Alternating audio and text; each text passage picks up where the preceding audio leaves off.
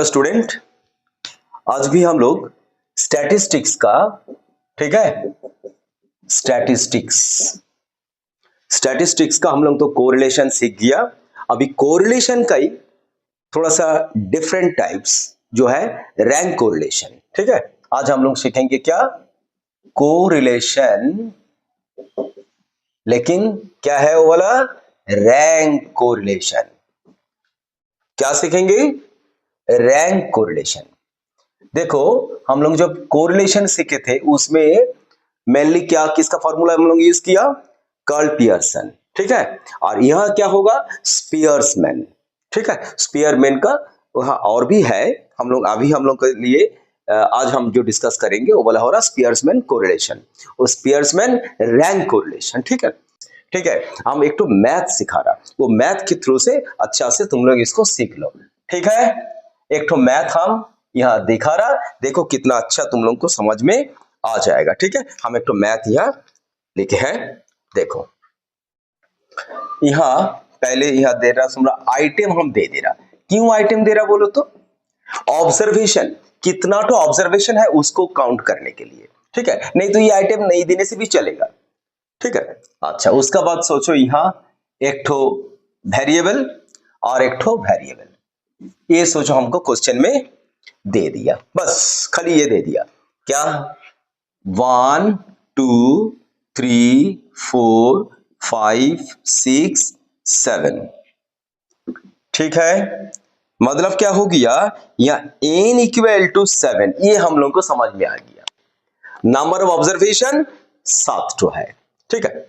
अभी यहां सोचो इसका डेटा दिया वेरिएबल का, x एक तो वेरिएबल है, x एक तो वेरिएबल, y एक तो वेरिएबल। x का क्या डेटा दिया, सोचो यहां दिया एक तो 65 37 74 40 50 75 85, ठीक है।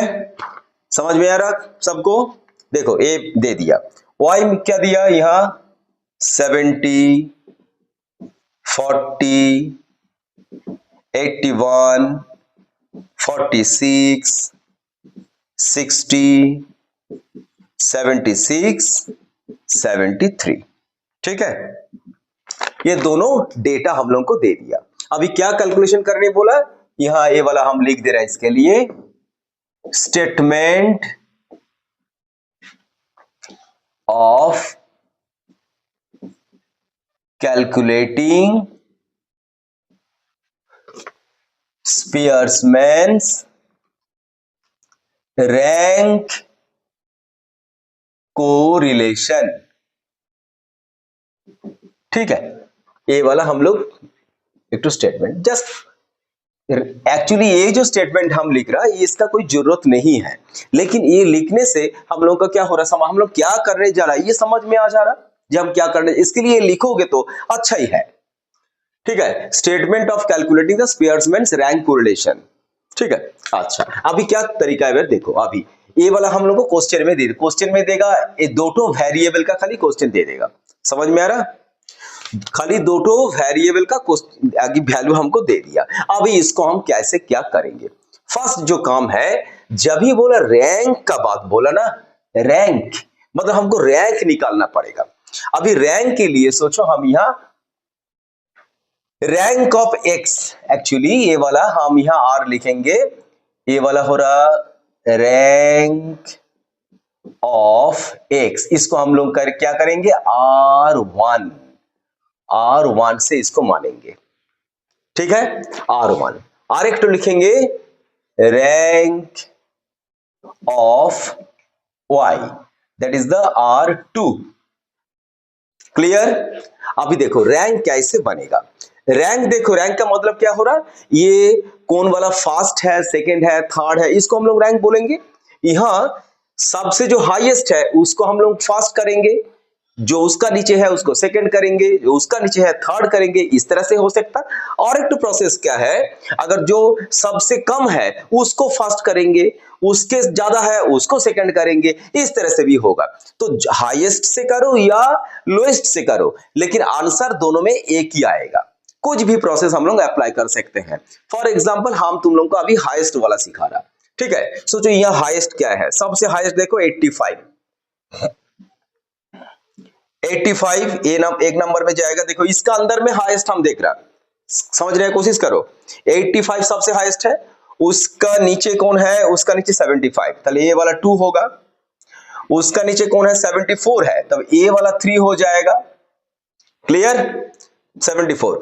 उसका नीचे कौन है, उसका नीचे 65 है, तो ए वाला 4 हो जाएगा, ठीक। उसका बाद 65 का नीचे कौन है, 65 का नीचे 50 है, तो 50 हो जाएगा, 4 का 5 हो जाएगा, 50। उसका बाद ए वाला होगा 6 और ए वाला होगा 37 हो जाएगा 7। कोई प्रॉब्लम है बताओ पहले। जो हाईएस्ट है उसको एक नंबर, उसके जो नीचे है उसका नीचे है सेकंड, उसका नीचे है थर्ड, उसका नीचे, इस तरह से हम लोग अरेंज कर लिया, जस्ट अरेंजमेंट कर लिया, मतलब रैंक हम लोग दे दिया। इस डेटा को हम लोग रैंक में कन्वर्ट कर दिया, ठीक है। अच्छा, नेक्स्ट इसको भी उसी तरह करेंगे। इसको कैसे करेंगे देख लो अच्छा से। तो यहां सबसे हाईएस्ट कौन है, 81। चलो इसको 1 दे दो। 81 का नीचे कौन है, 76, तो इसको हमको 2 देना पड़ेगा।